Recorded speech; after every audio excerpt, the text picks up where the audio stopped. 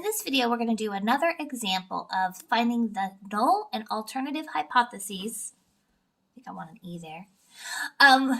For one sample proportion hypothesis testing. Okay, so as you can see in the statement of this problem, it says in 2020, 42% of US adults are overweight.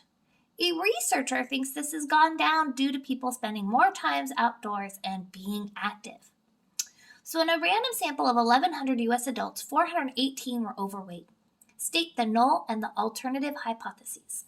Okay, so in the last video, I explained that the symbols for the null and the alternative are H sub 0 or ho and H sub A or ha. Okay, we are always going to be given a percent fact, and you can see it up here, this is 42%, and that is the number that we're going to use in both the ho and the ha.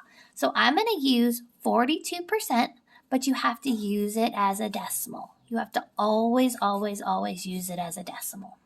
Okay. The null is always P equals.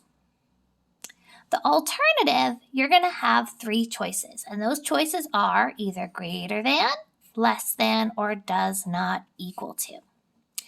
The greater than symbol is if we think that the percent has gone up.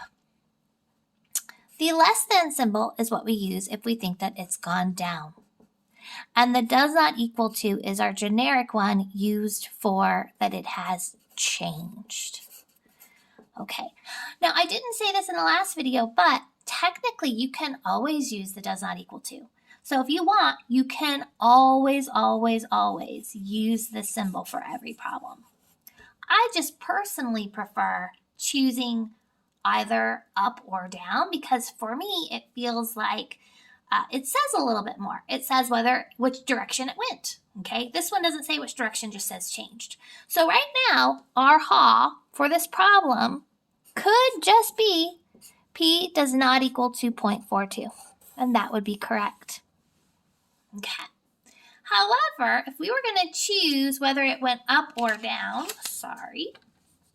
what we would want to do is either look for language that talked about going up or down, or look at the data itself. So up here it says a researcher thinks that this has gone down. Okay, so if you see that phrasing that it went down or that it declined, decreased, then that's saying that the other option that we could use for our ha is P is less than 0.42. Okay.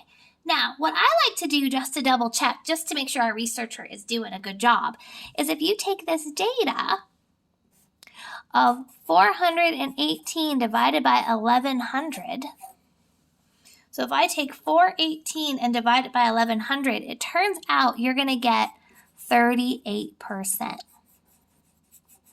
And as we can see, 38% is lower than 42%, so it makes sense then why we would choose this. So the only incorrect answer in this example would be greater than because our data is not showing that it increased. Our data currently is showing that it decreased. All right, so what are the next steps of the process? Well, the next steps of the process are to actually calculate the test statistic, the p-value, make our conclusions. And the whole reason for that is because we want to know if there is a statistical difference between these two numbers. Like we can all see 38 is different than 42%, but is it statistically different? Okay, and that's kind of a weird idea for students to wrap their heads around, but we're going to do our best to do this over the next few sections. All right, have an awesome day.